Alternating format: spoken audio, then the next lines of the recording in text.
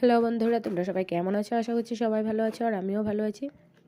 তো দেখো, বিকেলবেলা জামা কাপড় গোছাতে শুরু করলাম।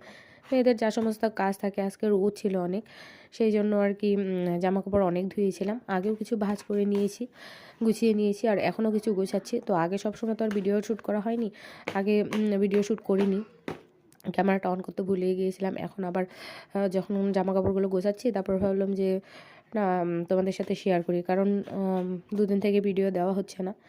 তাই ভাবলাম যে জামা কাপড় গোছানোগুলো তোমাদের সাথে শেয়ার করি। রান্নাবান্না খাওয়া দাওয়া হয়ে গিয়েছে দুপুরবেলায়, তো জামা কাপড় ধোয়াগুলো শেয়ার করা না। এই ঠান্ডাতে এখন এটা পাচ্ছি এটাই ধুচ্ছি, তখন যেটা পাচ্ছি সেটাই ধুচ্ছি, তো তেমনভাবে কাজ করছি, তো সেই জন্য তোমাদের সাথে কিছু শেয়ার করা হচ্ছে না।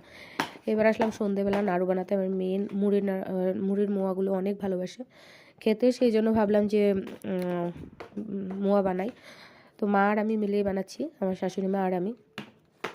মা সব কিছু মানে গুড়ের পাক এসেছে কি না সেগুলো মাই দেখে দিয়েছে, কারণ ওগুলো আমি অত কিছু বুঝি না, শুধু মোয়াগুলো বানাতেই পারি। গুড়ের পাক আসতে কি না মা যদিও বা শিখিয়ে দিয়েছে, কিন্তু মা সামনে থাকতে কিন্তু করতে ইচ্ছে করে না। যদি মা না থাকে তাহলে অবশ্যই চেষ্টা তো করতেই হবে, কিন্তু যতদিন মা বেঁচে আছে ততদিন তো মাই করবে, আমরা শুধু পেছনে থাকবো, সেটাই আর কি। তো এদিকে প্রথমে একবার মোয়াগুলো বানানো হয়েছে, আরেকবার দিচ্ছি। একবারে যেহেতু হয়নি, শুকিয়ে যায়, গুড়টা কিন্তু শুকিয়ে যায় সেই জন্য একটু একটু করে এই দেখো এগুলো একটা কৌটোতে ভরে রেখেছি, এখন আবার দিচ্ছি।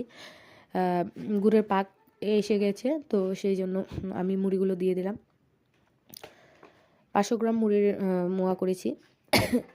ঘরে অনেক বাচ্চাও আছে, আমার মেয়ে তো ভালোবাসেই খেতে, কারণ এটা গুড় দিয়ে বানানো হয়, বাচ্চাদের কোনো মানে ক্ষতিও হবে না। চিনির জিনিসগুলো খেলে ক্ষতি হয়। তো চলো, ভিডিওটা এই পর্যন্তই, টাটা।